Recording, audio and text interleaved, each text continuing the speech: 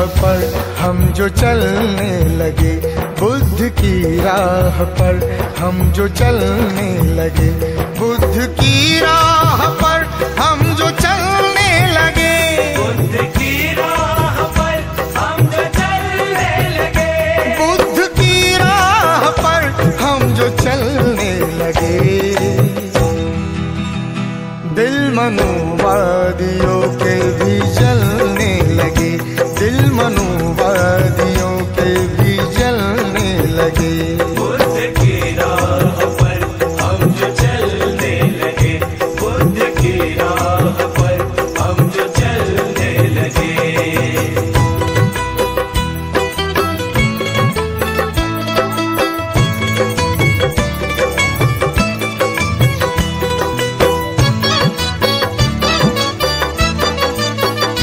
तथागत के बिना रास्ता ही नहीं, तथागत के बिना रास्ता ही नहीं, तथागत के बिना रास्ता ही नहीं। लोग भटके हुए अब संभलने लगे, लोग भटके हुए अब संभलने लगे।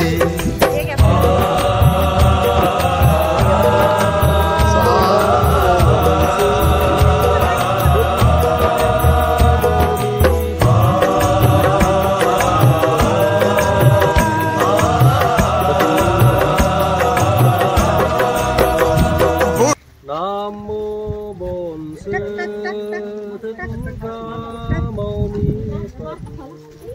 Nam mô Bổn Sư Thích Ca Mâu Ni Phật. Nam mô Bổn Sư Thích Ca Mâu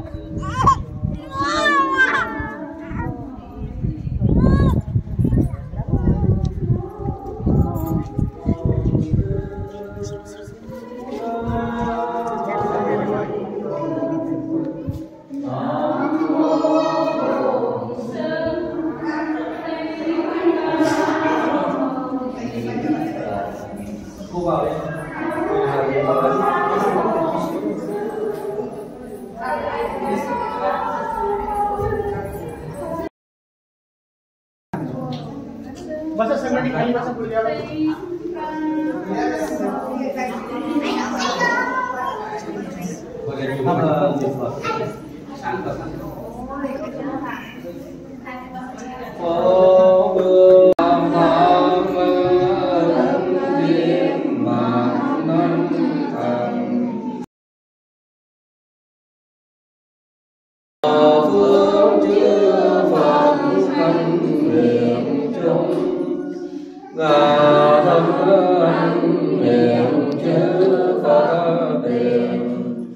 Độ thiền kiếm tung quý mang về chí tôn tâm về Nam mô Tạng Công pháp giới qua hiền vị lai thập phương chư Phật tôn pháp hiền thánh tăng thường trụ tâm Phật.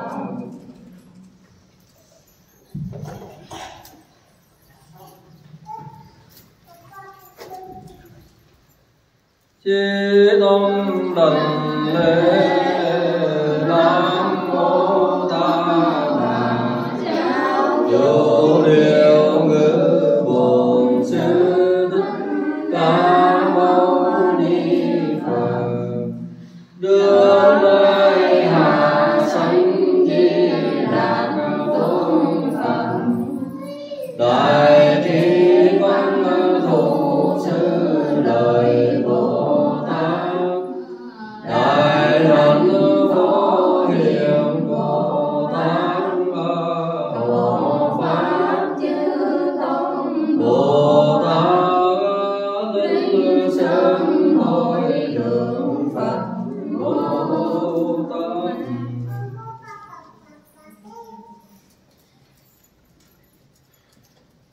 Chư Tôn Đảnh Lễ Nam Mô Tây Phương Là thế giới đại từ đại bi A Di Đà Phật. Đại bi Quảng Thế Âm Bồ Tát. Đại thế Chí Bồ Tát. Đạo Vương Bồ Tát. Thánh Tịnh Đại chúng Bồ Tát.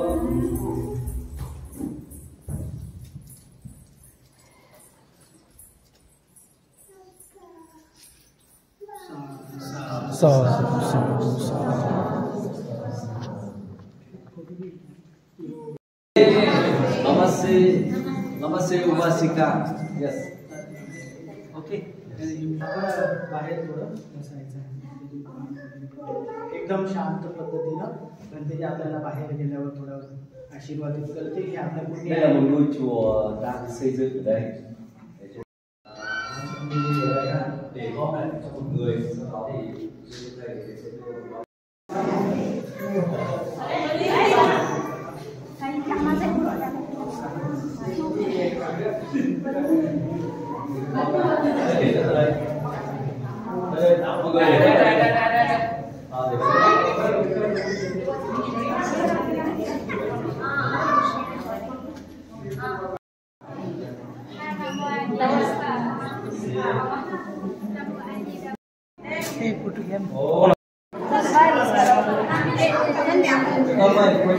लामाजी sister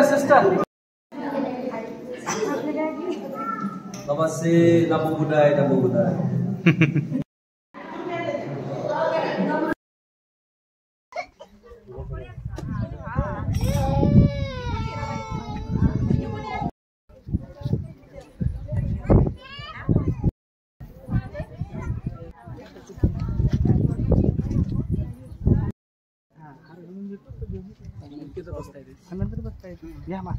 sister Thank you.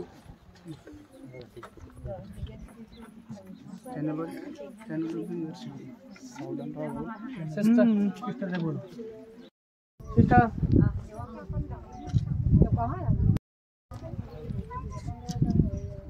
हात तोडून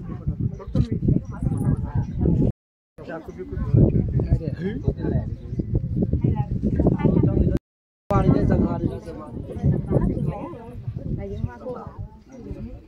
Dương hoa đi cái này đi. Dương hoa đi cái này.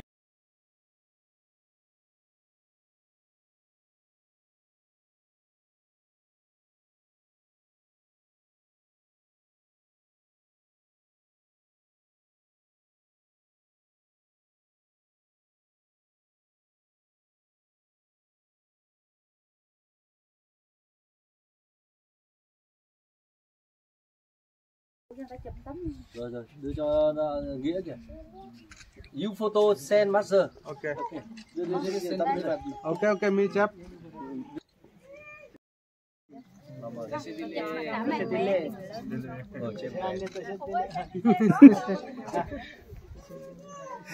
असं नका म्हणू No, त्यांना ताईमध्ये राहिले गाणं नाही जय भीम म्हणा मग आपल्यात काय तिकडे पात्र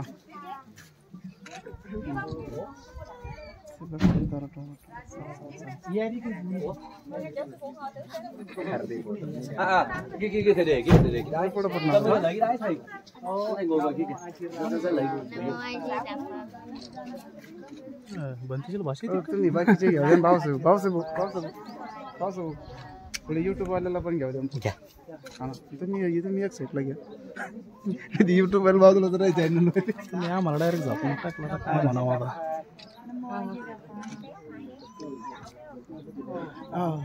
रामाजी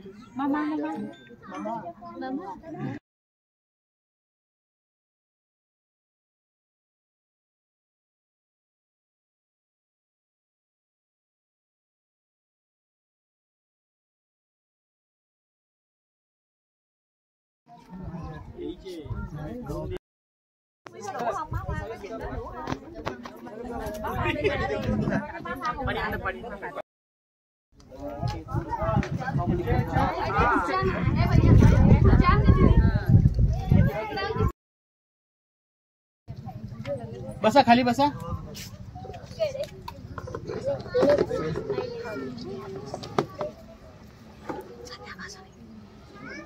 भंतेजी बुद्धगयेमध्ये खूप मोठं बुद्धविहार निर्माण करत आहेत आणि गेल्या 2 वर्षापासून भंतेजी सतत अजंता आणि एलोरा बुद्धलेणींना भेट देण्यासाठी येत आहेत.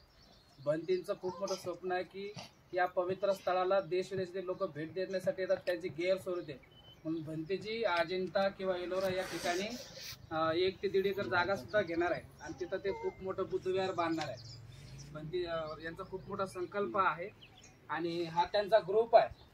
त्या पलीकडच्या बसलेल्या त्यांनी मांडलेली बहीण आहे. त्यांच्या खूप मोठ्या व्हिएतनाममध्ये कंपन्या आहेत. त्या कंपनीच्या मालकीन आहेत. पण बघा किती शांत आणि स्वभाव इथं बसलेले आहे आपल्यासमोर. आणि या मधातल्या 3-4 भिक्षुण्या आहेत. त्या 80 वर्षाच्या भिक्षुणी त्या जे बसलेल्या आहेत ना, मी ज्यांना बोललो त्या 80 वर्षाच्या आहेत. त्या सुद्धा भंतीच्या सोबत आलेल्या आहेत.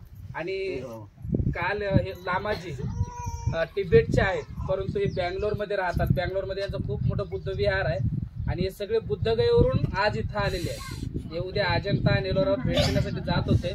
मी भंतीला सहज फोन केला. मी भंतीचं ते बॅनर वाचलं. पौर्णिमा आरतीचा स्मृती दिवस भंतीजी तर संपन्न करणार होते. म्हटलं खूप चांगली पुण्याची गोष्ट आहे की तो उपासक उपासिकाही राहतील. तुम्हाला एक भंतीचं दर्शन होईल, एवढ्या मोठ्या संघाचं दर्शन होईल, आहे का नाही. म्हणून हा छोटासा कार्यक्रम या ठिकाणी भंतींना सांगून मी म्हटलं की बाबा एक धावती भेट आम्ही 10-15 मिनिटाची तुमच्या इथं देऊ आणि एक पुण्य करण्याची संधी तुम्हाला देऊ. ही जलपान इथं घेऊ आणि मग पुढच्या प्रवासाला लागू, आहे का नाही. म्हणून आम्ही मुद्दामून भंतींना भेटण्यासाठी आणि सर्वजण भेटण्यासाठी इथं आलेलो आहोत. तर भंतीचं खूप विहार पाहून सगळे खूप खुश झालेले आहेत आणि एक छोटीशी भेट आणि छोटंसं धम्मदान भंतींना ते देत आहेत. सगळे मिळून देत आहेत. मी भंतीला विनंती करतो की त्यांनी या दानाचा स्वीकार करावा आणि त्यानंतर तुम्हाला आशीर्वाद देऊन हा कार्यक्रम या ठिकाणी संपन्न करू.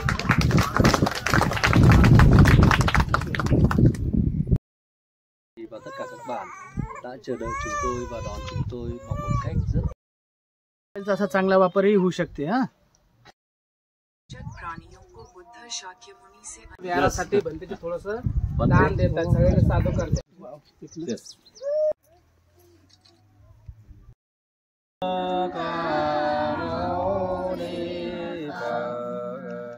Nam mô Bổn Sư Thích Ca Mâu Ni Phật. Nam mô Bổn Sư Thích Ca Mâu Ni Phật. Nam mô Đại Bi Hội Thượng Phật Bồ Tát. Nam mô Đại Bi Phật Bồ Tát. Nam mô Đại Bi Hội Thượng Phật. Buddha, Vedina. Yes, I want to take it. Yes, I can. Yes, yes. How many 5 गुण. katha? How many method? Okay. बोलिए नमो शाक्यमुनि बुद्धा. ते जसं म्हणते तसं सगळ्यांनी म्हणा. हात जोडा. Okay. Ca Mâu Ni Phật. Nam mô Bổn Sư Thích Ca Mâu Ni Phật. Nam mô Bổn Sư Thích Ca Mâu Ni Phật. Nam mô Bổn Sư Thích Ca Mâu Ni Phật.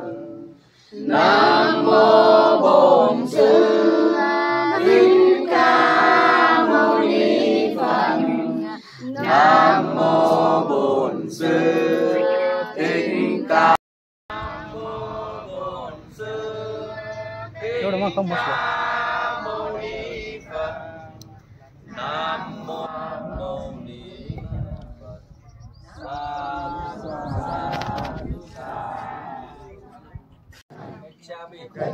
Sanggang.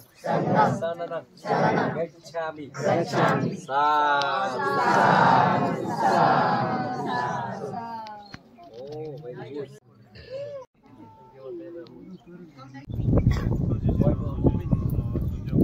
Okay भैया खोल दीजिए gate.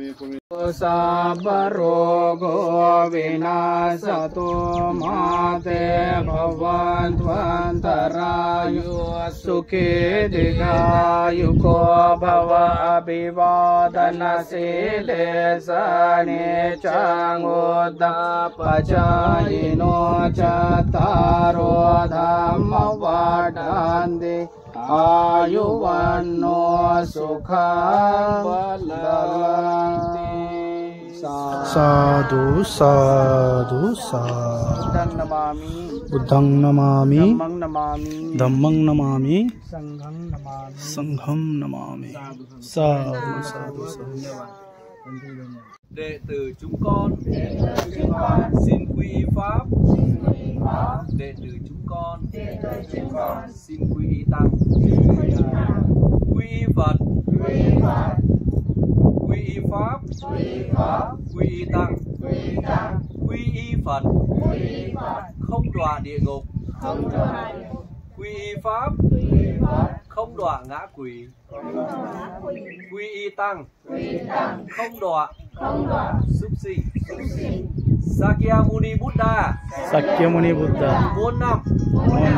Sakyamuni Buddha. Muôn năm. Sakyamuni Buddha. Muôn năm. Sadhu. साधु साधु. किती मोठी संधी भेटली, तुम्ही गमावली असते का नाही?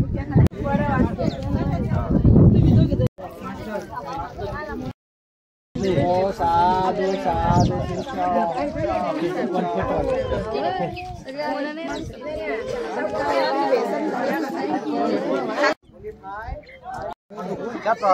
शूटिंग घेतो ना आता. Okay okay welcome.